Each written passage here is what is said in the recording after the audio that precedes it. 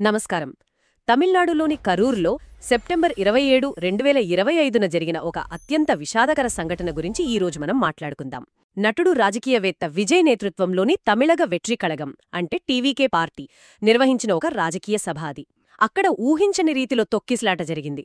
ఈ దుర్ఘటనలో 41 మంది ప్రాణాలు కోల్పోయారు, 100 మందికి పైగా గాయపడ్డారు. ఇది కేవలం ఒక దుర్ఘటన అని వదిలేయడానికి లేదు. ఎందుకంటే ఇలాంటివి జరగడం ఇది మొదటిసారి కాదు. కాబట్టి అసలు ఏం జరిగింది, ఎక్కడ లోపాలున్నాయి, ఇవన్నీ మనం విశ్లేషించుకుంటేనే భవిష్యత్తులో ఇలాంటివి జరగకుండా కొన్ని పాఠాలు నేర్చుకోవచ్చు. విజయ్ గారు తమిళనాడులో సూపర్ స్టార్ అన్న విషయం మనకు తెలిసిందే. ఆయన 2024 ఎన్నికలకు కాస్త ముందే తమిళ వెట్రి కళగం అంటే టీవీకే పార్టీని ప్రకటించారు. కానీ అప్పుడే పోటీ చెయ్యట్లేదని చెప్పారు. వాళ్ల అసలు టార్గెట్ 2026లో తమిళనాడు అసెంబ్లీ ఎన్నికలని స్పష్టం చేశారు. అది ఒక రకంగా వ్యూహమే అనుకోవచ్చు. జయలలిత గారి మరణం తర్వాత ఏఐఏడీఎంకేలో కొంత బలహీనత వచ్చింది, నాయకత్వ సమస్యలున్నాయి. మరోవరకు డీఎంకే అధికారంలో ఉంది. ఈ గ్యాప్లో విజయ్ గారు తన పార్టీని ఒక బలమైన ప్రత్యామ్నాయంగా చూపించే ప్రయత్నం చేస్తున్నారన్నమాట. ఆయనకున్న సినిమా ఇమేజ్, ఫ్యాన్ ఫాలోయింగ్ చాలా పెద్ద ప్లస్ పాయింట్. అందుకేనా ఈ మధ్య ఆయన సభలకు జనం విపరీతంగా వస్తున్నారని అంటున్నారు. ఆయన క్రౌడ్ పుల్లర్ అని కూడా అంటున్నారు కదా. ఖచ్చితంగా అది నిజం. గత కొన్ని నెలలుగా చూస్తున్నాం, టీవీకే సభలకు జనం పోటెత్తుతున్నారు. తమిళనాడులో హీరోల మీద ఉండే అభిమానం ఎలాంటిదో మనకు తెలుసు. అది రాజకీయాల్లోకి వచ్చేసరికి ఆ ఇంటెన్సిటీ ఇంకా పెరుగుతుంది. విజయ్ ఈ క్రౌడ్ని బాగానే ఆకర్షిస్తున్నారు. కానీ ఆ ఆకర్షణే ఒక్కోసారి ప్రమాదకరంగా మారుతుందని కూడా గుర్తించాలి. మీరిందాకన్నారు కదా, ఇలాంటి తొక్కిసలాటలు ఇదే మొదటిసారి కాదని. గతంలో ఎక్కడెక్కడ జరిగాయి? మనం నిజంగా పాఠాలు నేర్చుకోవట్లేదా? అదే బాధాకరం.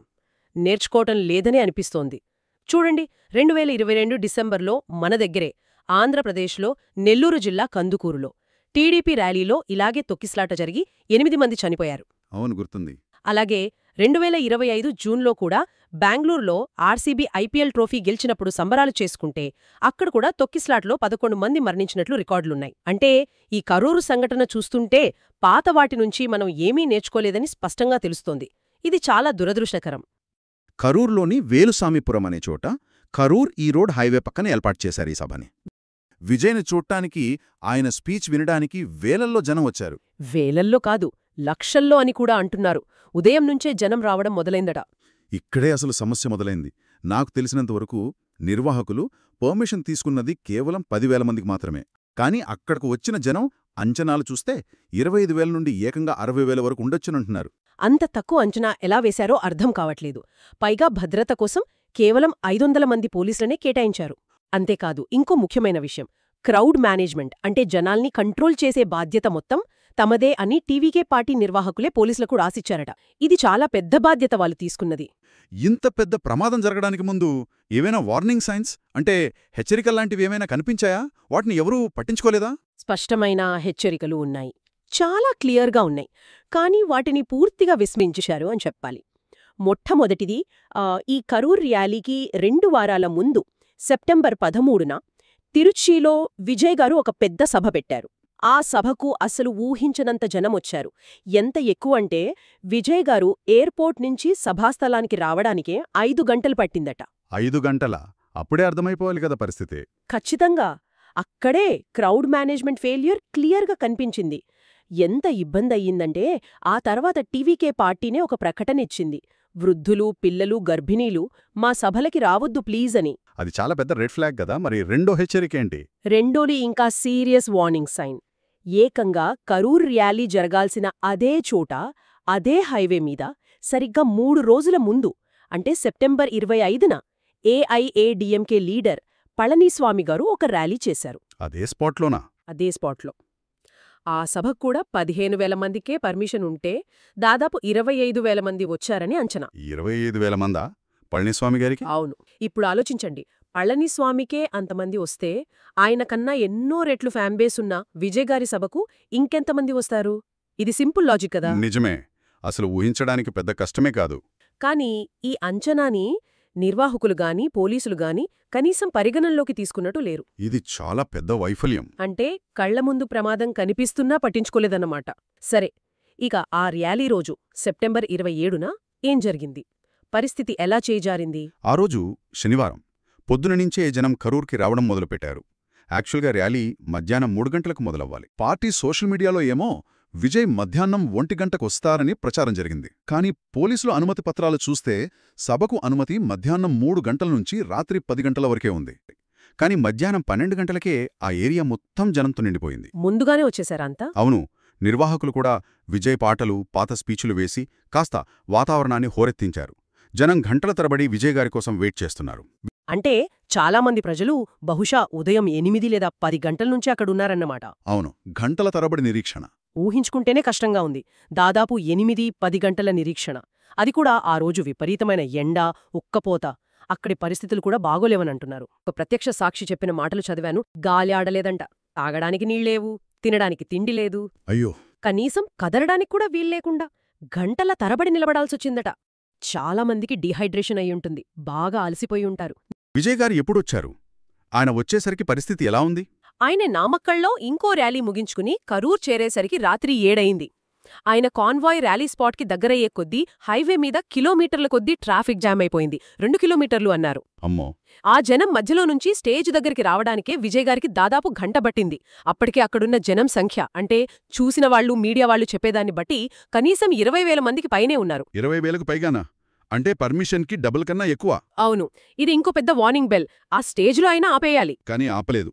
20,000 మందిని ఆ 500 మంది పోలీసులు ఏం చేస్తారు? అదే జరగలేదు. పరిస్థితి చేయి దాటిపోతోందని తెలిసినా ర్యాలీని వాయిదా వేయడమో, రద్దు చేయడమో లాంటిది జరగలేదు. ఆ 500 మంది పోలీసులు ఆ జనసంద్రానికి ఏమాత్రం సరిపోరు. అయినా సరే రాత్రి 7:40కి విజయ్ గారు తన ప్రచార వాహనం పైకి ఎక్కి స్పీచ్ మొదలుపెట్టారు. ప్రసంగం మొదలవ్వగానే జరిగిందా ఈ తొక్కిసలాట? అసలు ఎలా స్టార్ట్ అయింది ఆ గందరగోళం? ఆయన మాట్లాడటం మొదలుపెట్టగానే ఆయన్ని దగ్గరగా చూడాలనే ఆత్రతతో ఫ్యాన్స్ అంతా ఒక్కసారిగా స్టేజ్ వైపు తోసుకురావడానికి ట్రై చేశారు. దాంతో ముందున్న వాళ్ల మీద వెనుక నుంచి విపరీతమైన ఒత్తిడి పెరిగిపోయింది. నిజానికి ఆయన స్పీచ్కి కొద్ది నిమిషాల ముందే ఒక అంబులెన్స్ ఆ జనం మధ్యలో నుంచి చాలా కష్టపడి దారి చేసుకుంటూ వెళ్ళిందట. అది కూడా ఒక సూచనే కదా, పరిస్థితి ఎంత టైట్గా ఉందో చెప్పడానికి. కాని దాన్ని కూడా ఎవరూ సీరియస్గా తీసుకోలేదు. తర్వాత ఆ వెనుక నుంచి వచ్చిన తోపులాటకి ముందున్న వాళ్లు బ్యాలెన్స్ ఆపుకోలేక కింద పడిపోయారు. వాళ్లు లేచేలోపే వెనుక నుంచి జనం వాళ్ల మీద నుంచే పరిగెత్తడం మొదలుపెట్టారు. దాంతో ఇంకా ఎక్కువ మంది కింద పడ్డారు. అంతా క్షణాల్లో అయిపోయింది. ఇంకా విషాదమేంటంటే ఇదంతా విజయ్ గారి ప్రచార వాహనానికి చాలా దగ్గర్లో ఆయన చూస్తుండగానే జరిగింది. ఇసుకేస్తే రాలనట్టున్నారు జనం.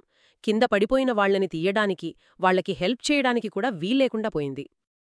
నిజానికి తొక్కిసలాట మొదలవ్వక ముందే కొంతమంది సొమ్మసిల్లి పడిపోయారని కూడా అంటున్నారు. ఇలాంటప్పుడు చిన్న గొడవ జరిగినా అది పెద్ద ప్రమాదానికి దారితీస్తుంది. సభ పెట్టిన చోటు కూడా సరిగా లేదనంటున్నారు. ఇరుకు రోడ్డంట. ఒక 60 అడుగుల ఇరుకైన రహదారి అట. దాన్ని కూడా పెద్ద పెద్ద బ్యానర్లతో కప్పేశారు అంటున్నారు. అంటే గాలి ఆడటానికి కూడా వీల్లేకుండా పోయిందా? అవును, అదే చెబుతున్నారు. జనం భుజం భుజం రాసుకునేంత కిక్కిరిసిపోయి ఊపిరి తీసుకోవడం కూడా కష్టమైందని కొందరంటున్నారు. అంటే ప్రమాదం జరగక ముందే అక్కడ ఒక రకమైన ఒత్తిడి, అసౌకర్యం నెలకొన్నాయి. ఏమైనా అనుకోనిది జరిగితే జనం బయటపడటానికి దారి కూడా లేదు. ఇంకో విషయం, వేదికకి జనానికి మధ్య ఖాళీ స్థలం, అంటే బఫర్ జోన్ అంటారు కదా, అది కూడా లేదట. బఫర్ జోన్ లేకపోవడం వల్ల జనం నేరుగా స్టేజ్ ముందు దాకా వచ్చేశారు. అందరూ విజయ్ని దగ్గరగా చూడాలని అనుకుంటారు కదా. ఖచ్చితంగా. ముందు వాళ్లు ముందుకు తోసుకురావడం, వెనక నుండి ఒత్తిడి పెరగడం, ఇదంతా జరిగింది. ఇది ప్రమాదాన్ని ఇంకా పెంచింది. ఇంతకీ ఆ తొక్కిసలాట ఎలా మొదలయింది? కరెక్ట్గా ఏం జరిగింది? సాయంత్రం 7 గంటల టైంలో విజయ్ తన ప్రచార వాహనంలో స్టేజ్ దగ్గరకు వస్తున్నప్పుడు ఆయన్ని చూడగానే ఒక్కసారిగా జనమంతా ముందుకు తోసుకొచ్చారు. కొందరు ఆయన కాన్వాయ్ను అనుసరించడానికి ప్రయత్నించడం కూడా గందరగోళానికి కారణమై ఉండవచ్చు. అక్కడ వేదిక దగ్గర రేకుల షెడ్ ఒకటి ఉందట కదా, దానిమీదకు కూడా జనం ఎక్కారని, అది కూలిపోయిందని కూడా అంటున్నారు. అవును, ఆ వార్త కూడా వచ్చింది. ఆ షెడ్డు కూలిపోవడంతో మరింత భయాందోళనలు పెరిగాయని ప్రత్యక్ష సాక్షులు చెబుతున్నారు. ఇంకో ఆరోపణ ఏంటంటే విజయ్ కాన్వాయ్ వెళ్లగానికి దారి ఇవ్వడం కోసం కొందరిని బలవంతంగా పక్కకు నెట్టారని, దానివల్ల కూడా ఒత్తిడి పెరిగిందని అంటున్నారు. ఎక్కడ జరిగింది ఈ తొక్కిసలాట ప్రధానంగా? ముఖ్యంగా ఒక జనరేటర్ పెట్టుకున్న షెడ్డు దగ్గర, అలాగే ఒక టీవీ ఛానల్ వాళ్ల ఓబీ వ్యాన్ ఉంటుంది కదా, ప్రసార వాహనం, దాని దగ్గర తీవ్రంగా జరిగినట్టు తెలుస్తోంది. అక్కడే ఎక్కువ మంది కింద పడిపోయి ఒకరిమీద ఒకరు పడటంతో ఊపిరాడక చాలా ఇబ్బంది పడ్డారని సమాచారం. పోలీసుల లాఠీచార్జ్ జరిగిందని కూడా ఒక ఆరోపణ ఉంది కదా. ఒక ప్రత్యక్ష సాక్షి ఆ మాట అన్నాడు. కాని దీని అధికారికంగా ఎవరూ ధృవీకరించలేదు. దానిపై స్పష్టత లేదు. ఒక రేకుల షెడ్ కూలిపోయిందని కూడా ఉంది. కొంతమంది యువకులు ఎక్కిన టిన్ రూఫ్ ఒకటి కూలిపోవడంతో కూడా జనం భయపడి గందరగోళం మొదలైందని అంటున్నారు. ఇంత జనంలో చిన్న సంఘటన జరిగిన అది నిజమో అబద్ధమో తెలియకుండానే భయం పాకేస్తుంది కదా. అవును. అలాగే ఒక ప్రత్యక్ష సాక్షి కరెంటు పోయిందని చెప్తే టీఎన్ఈబీ అంటే తమిళనాడు ఎలక్ట్రిసిటీ బోర్డు వాళ్ళు మాత్రం మేం కరెంట్ తీయలేదు అంటున్నారు. పైగా టీవీకే వాళ్ళు అడిగినా మేం కరెంటు కట్ చెయ్యమని చెప్పామని కూడా టీఎన్ఈబీ అంటుంది. బహుశా నిర్వాహకుల జనరేటర్ ఫెయిల్ అయి ఉండొచ్చు అని అంటున్నారు. కానీ టీవీకే వాళ్ళు ఇది కుట్ర అంటున్నారు కదా, కావాలనే కరెంట్ తీశారని. అవును, వాళ్ల వాదనది. అధికార పార్టీ కావాలనే సభను ఆపడానికి ఇలా చేసిందని ఆరోపిస్తున్నారు. దీనికి తోడు అంబులెన్స్లు కూడా వెళ్లలేకపోయాయట. అంత జనంలో అంబులెన్సులు లోపలికి వెళ్లటం, గాయపడిన వాళ్లని బయటకు తీసుకురావటం చాలా కష్టమైపోయింది. ఒక బాధితుడు చెప్పాడట, అంబులెన్స్ ముందుకు వెళ్లలేక వెనక్కి రాలేక అక్కడే యూటర్న్లు తీసుకుందని. ఒకరేమో ఒక అంబులెన్స్ జనం మధ్యలో అటూ ఇటూ తిరగడం చూశానని, అది గందరగోళానికి కారణమైందని చెప్పారు. ఇంకోవైపు ఒక అంబులెన్స్ డ్రైవర్ ఏమో, నేను సహాయం చేయడానికి వెళ్తే టీవీకే కార్యకర్తలు నామీద దాడి చేసి ఎందుకొచ్చావని ఫిర్యాదు చేశారు. కొంతమంది కోపంతో అంబులెన్స్ డ్రైవర్ల మీద దాడి చేశారని కూడా ఆరోపణలు వచ్చాయి. అంటే సమయానికి వైద్యం కూడా అందలేదన్నమాట. అందలేదు. ఇది కూడా మరణాల సంఖ్య పెరగడానికి కారణమై ఉంటుంది. ఎమర్జెన్సీ రూట్స్, మెడికల్ టీమ్స్ ప్లానింగ్లో ఎంత ముఖ్యమో ఇది చూపిస్తుంది. ఈ సంఘటన కళ్ల ముందే జరగడంతో విజయ్ గారు కూడా వెంటనే స్పీచ్ ఆపేసి వెళ్లిపోయారు. వార్త బయటకొచ్చాక రియాక్షన్స్ ఎలా ఉన్నాయి? ఈ న్యూస్ వెంటనే దేశమంతా పాకిపోయింది. అందరూ షాక్ అయ్యారు. ప్రధాని, రాష్ట్రపతి, తమిళనాడు సీఎం, వేరే లీడర్స్ అంతా విచారం వ్యక్తం చేశారు. అభిమానుల ప్రవర్తన గురించి కూడా మాట్లాడాలి కదా. అవును, అది ముఖ్యమైన అంశమే. తమ అభిమాన నటుడు, కాబోయే నాయకుడు అని వాళ్లు భావించే వ్యక్తిని దగ్గరనుంచి చూడాలనే తీవ్రమైన ఆతృత, తాము నిలబడ్డ చోటును వదులుకోవడానికి ఇష్టపడకపోవడం, ఆయన వాహనాన్ని అనుసరించడానికి ప్రయత్నించడం, ఇవన్నీ కూడా అక్కడ పరిస్థితి అదుపు తప్పడానికి దోహదం చేశాయి. గతంలో జల్లికట్టు ఉద్యమమప్పుడు లక్షలాది మంది క్రమశిక్షణతో నిరసన తెలిపారు కదా.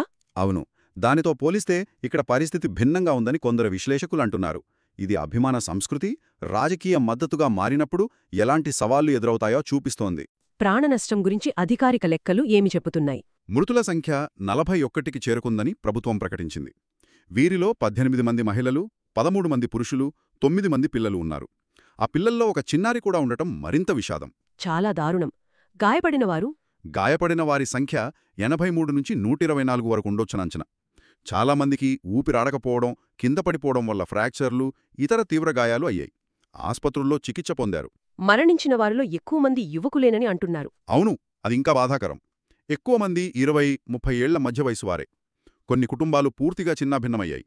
ఒకే కుటుంబానికి చెందిన 4 చనిపోయారని, ఒక తల్లి, కొడుకు కూడా మరణించారని వచ్చిన వార్తలు చాలా కలచివేశాయి.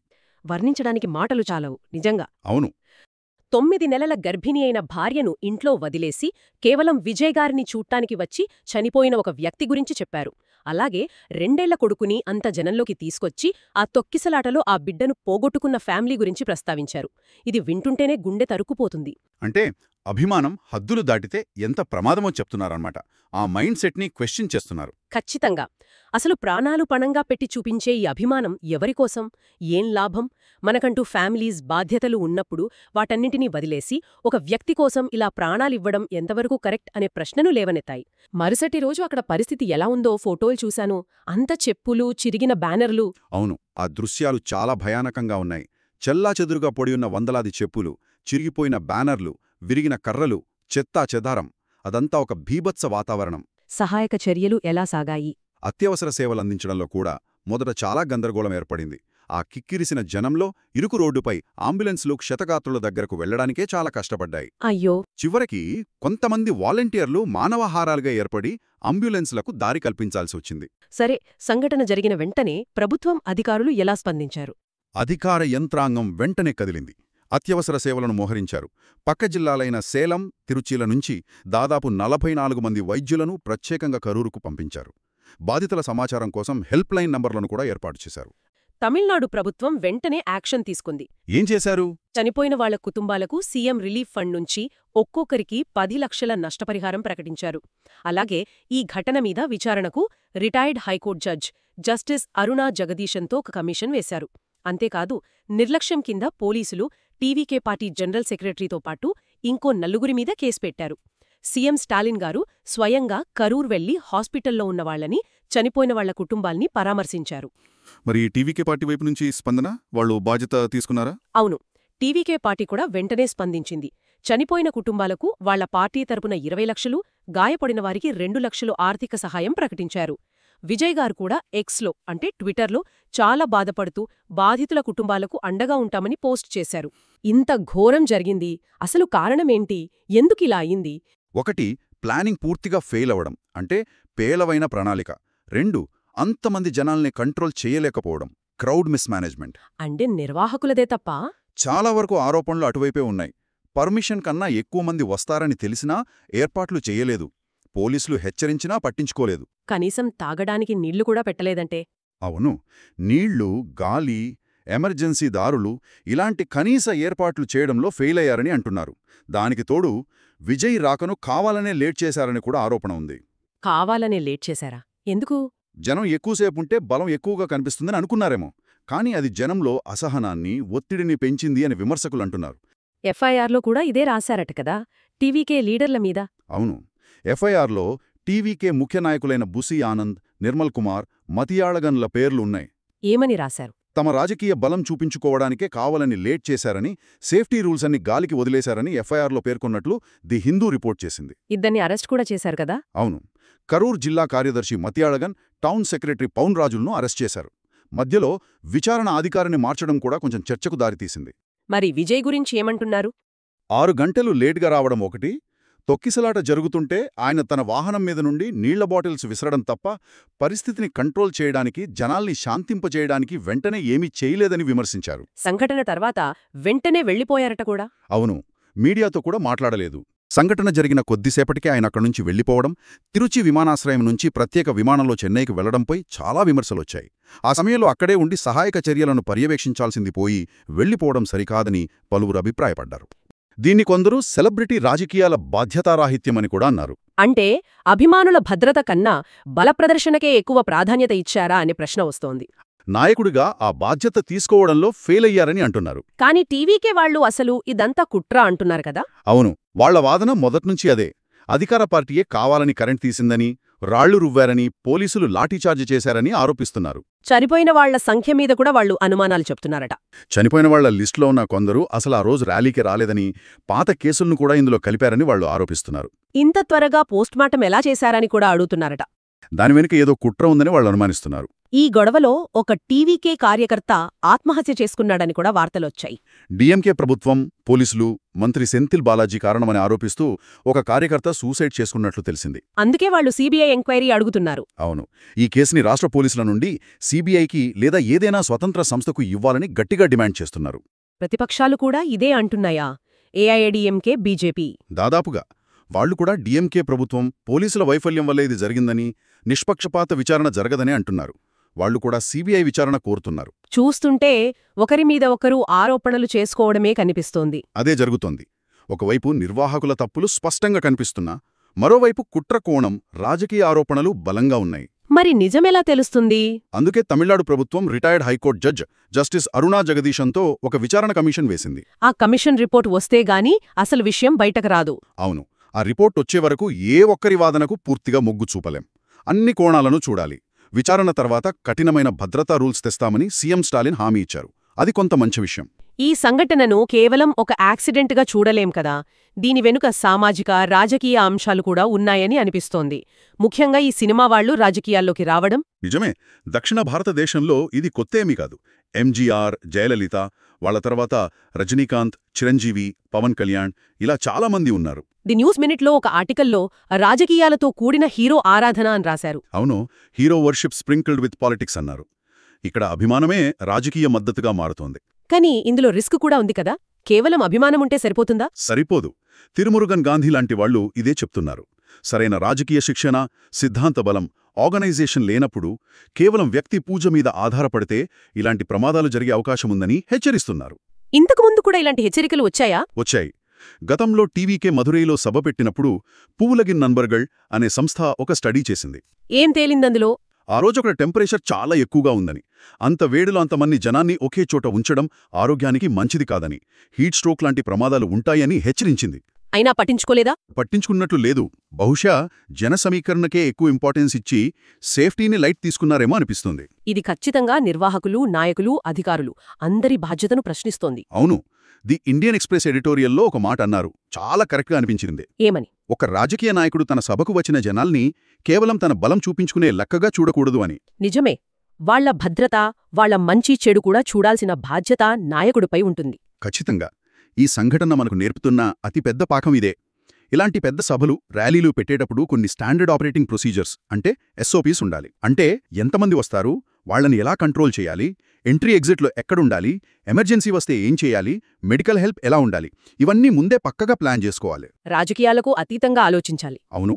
వచ్చిన ప్రతి మనిషి భద్రతకు ఫస్ట్ ప్రయారిటీ ఇవ్వాలి. అది నిర్వాహకుల, అధికారుల బాధ్యత. భవిష్యత్తులో ఇలాంటివి జరగకుండా చర్యలు తీసుకుంటామని ప్రభుత్వం చెప్పిందా? చెప్పారు. విచారణ కమిషన్ నివేదిక వచ్చాక బహిరంగ సభల నిర్వహణకు సంబంధించి కొత్త, కఠినమైన భద్రతా మార్గదర్శకాలను రూపొందిస్తామని ముఖ్యమంత్రి స్టాలిన్ హామీ ఇచ్చారు. సరే, ఇదంతా చూస్తే ఈ కరూర్ సంఘటన మన ముందు చాలా పెద్ద ప్రశ్నలను ఉంచుతోంది. ముఖ్యంగా సినీ గ్లామర్తో రాజకీయాల్లోకొచ్చే నాయకులు, వారి వెనుక ఉండే ఈ మాస్ ఫాలోయింగ్, ఫ్యాన్ కల్చర్ రాజకీయ శక్తిగా మారడం, దీనివల్ల వచ్చే సవాళ్లు ఏంటి? అలాగే మన దేశంలో రాజకీయ ర్యాలీలు, సభల భద్రతా ప్రమాణాలపై ఇది పెద్ద చర్చకు దారితీసింది. నిజమే. ఇది చాలా కీలకమైన చర్చ. ముఖ్యంగా విజయ్ విషయంలో కొన్ని విమర్శలొచ్చాయి కదా. సంఘటన తర్వాత అక్కడ్నుంచి వెళ్ళిపోవడం, మీడియాతో మాట్లాడకపోవడం, పార్టీ నిర్మాణం కన్నా అభిమానుల బలంపైనే ఎక్కువ ఆధారపడుతున్నారని విమర్శలు. ఇవన్నీ చూస్తే టీవీకే పార్టీ రాజకీయ బాధ్యతను స్వీకరించడానికి ఎంతవరకు సిద్ధంగా ఉంది అనే సందేహాలొస్తున్నాయి. రజనీకాంత్ నిర్ణయంతో పోలుస్తున్నారు కొందరు. అవును. కోవిడ్ సమయంలో ప్రజల భద్రత దృష్ట్యా రాజకీయ ప్రవేశాన్ని వాయిదా వేసుకున్న రజనీకాంత్ వైఖరితో దీన్ని పోలుస్తున్నారు. ఏది ఏమైనా ఈ సంఘటన ఒక గుణపాఠం కావాలి. ఖచ్చితంగా. రాజకీయ పార్టీలు, ముఖ్యంగా ఇలాంటి మాస్ ఫాలోయింగ్ ఉన్న నాయకుల పార్టీలు భవిష్యత్తులో కార్యక్రమాలు నిర్వహించేటప్పుడు ఆర్భాటం, ప్రదర్శన కంటే భద్రతకే పెద్దపీట వేయాలి. ప్రణాళిక చాలా పక్కాగా ఉండాలి. నిబంధనలను ఖచ్చితంగా పాటించాలి. ఇది కేవలం నిర్వాహకుల బాధ్యతే కాదు, అధికారులు, చివరికి హాజరయ్యే ప్రజలు కూడా భద్రత విషయంలో అప్రమత్తంగా ఉండాలి. ముగింపుగా చెప్పాలంటే కరూర్లో జరిగింది ఒక నివారించగలిగే విషాదం అనిపిస్తోంది. సరియైన ప్రణాళిక లేకపోవటం, జనాన్ని అంచనా వేయడంలో, నియంత్రించడంలో వైఫల్యం, వసతుల కొరత, సమాచార లోపం, ఇలా అనేక కారణాలు కలిసి ఈ ఘోరానికి దారితీశాయి. ఇది కేవలం 41 మంది ప్రాణాలను బలి తీసుకోవటమే కాదు, పెద్ద ఎత్తున జరిగే బహిరంగ సభల నిర్వహణలో జవాబుదారీతనం, భద్రతా ప్రమాణాల గురించి ఎన్నో ప్రశ్నలను లేవనెత్తింది. అవును. మనం చర్చించిన సమాచారం ఆధారంగా ఒక చివరి ఆలోచన చెప్పాలంటే, ప్రజలు తమ అభిమానాన్ని, రాజకీయ అభిప్రాయాన్ని ఉద్వేగంగా వ్యక్తం చేయడం ఒక ఎత్తైతే, వారి ప్రాథమిక భద్రతను కాపాడటం మరో ఎత్తు. ఈ రెండింటి మధ్య సమతుల్యత చాలా ముఖ్యం. ముఖ్యంగా సెలబ్రిటీల ఆకర్షణ బలంగా పనిచేసే చోట ఆ ఉత్సాహం, ఆ ఆరాధన, అవసరమైన జాగ్రత్తలను, భద్రతా ఏర్పాట్లను పక్కన పెట్టకుండా ఎలా చూసుకోవాలి? వేలాది మంది గుమిగూడే చోట ఆ సామూహిక శక్తిని సురక్షితంగా, బాధ్యతాయుతంగా ఎలా నిర్వహించాలి అనేదానిపై నిర్వాహకులు, అధికారులు, ప్రజలు అందరూ కలిసి లోతుగా ఆలోచించాల్సిన అవసరం ఎంతైనా ఉంది.